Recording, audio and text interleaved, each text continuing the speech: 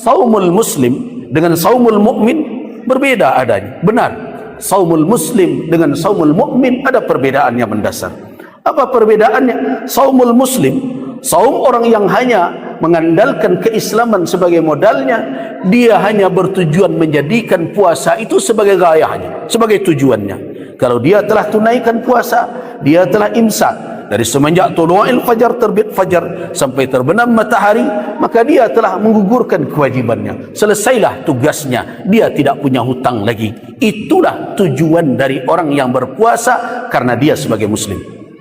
Tetapi kalau berpuasa dia sebagai seorang mukmin, ya tatalla, dia tidak akan berhenti pada gugurnya kewajiban.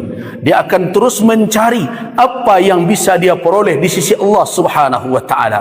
Apa yang bisa dia wujudkan dari tujuan untuk apa syariat ini diperintahkan oleh Allah Subhanahu wa taala. Itulah saumul mukmin yang tidak menjadikan ibadah sebagai ghayah, sebagai tujuan. Ibadah hanyalah wasilah, jalan untuk mendapatkan apa yang dijanjikan oleh Allah Subhanahu wa taala. Yang paling utama di situ adalah ridhanya. Pertanyaan yang mendasar, apakah setelah siam 1 bulan hawa sudah menjadi sesuatu yang berada dalam kendali kita, atau jangan-jangan kita yang masih dikendalikan oleh hawa nafsu, oleh syahwat dan berbagai macam itu? Wahai kaum muslimin, apa alamatnya, tandanya? Di dalam firman Allah suratul Furqan yang saya bacakan sebentar ini, ayat 43 dan 44, Allah Subhanahu wa taala mengingatkan bahaya ketika hawa nafsu menjadi ikutan, dijadikan sebagai ilah yang diperturutkan saja permintaan dan kehendaknya. Apa bahayanya? Dia membuat nonaktif potensi timbangan kita di dalam hidup. Di orang yang memperturutkan hawa nafsu adalah orang yang tidak punya timbangan di dalam kehidupan, tidak punya timbangan untuk memilih mana yang terbaik, tidak punya timbangan untuk menempatkan diri pada posisi yang tepat, tidak punya timbangan di dalam hidup ini. Orang yang kehilangan pedoman.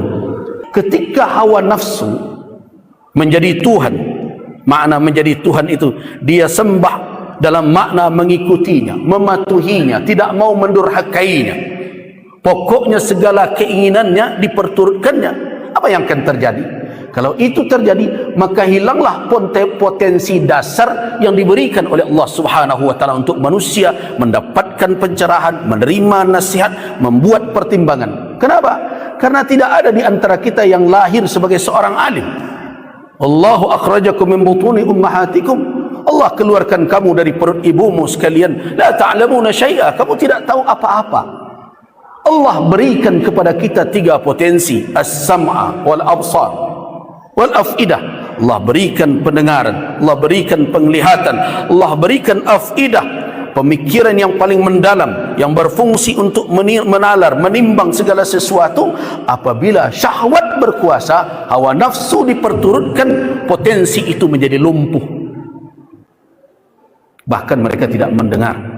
Berarti pendengaran yang telah diberikan oleh Allah tidak berfungsi.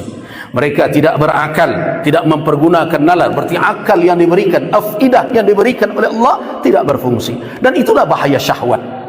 Nah, siam, puasa ini salah satu, bahkan itu menjadi buah utama dari amalannya adalah seseorang bisa menjadikan hawanya di dalam genggamannya, dia bisa kendalikan menurut keinginannya.